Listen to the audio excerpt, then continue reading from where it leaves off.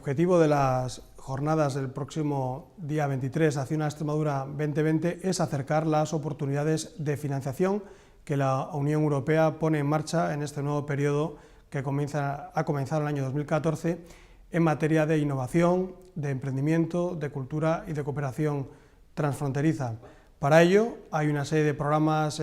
nuevos en la política europea de este nuevo periodo 14-20, como es el Horizonte 2020, dirigido al apoyo en materia de innovación, el COSME, que va dirigido al apoyo del emprendimiento y de las pequeñas y medianas empresas, el programa Europa Creativa, que va dirigido a fomentar las industrias culturales y creativas en la Unión Europea, y el Fondo de Cooperación Transfronteriza con Portugal, que pretende facilitar el desarrollo de iniciativas de cooperación transfronteriza y el desarrollo de infraestructuras conjuntas para, en este caso, Extremadura y nuestro país vecino, Portugal. Las jornadas van dirigidas a responsables políticos en el ámbito de la administración autonómica, a funcionarios y también en el ámbito de la administración local, universidad, centros de innovación y organismos públicos. Con estas jornadas lo que pretendemos es acercar y facilitar estas nuevas oportunidades de financiación de tal manera que ayuden a desarrollar políticas de crecimiento, nuevas políticas que faciliten el desarrollo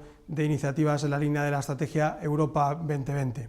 Y en ese propósito y en ese concepto de liderazgo colaborativo del Gobierno de Extremadura, lo que queremos con estas jornadas y lo que buscamos es acercar las oportunidades que la Unión Europea pone a su disposición de cara a maximizar la financiación con el objetivo de desarrollar nuevas políticas en esa nueva Extremadura que estamos construyendo entre todos.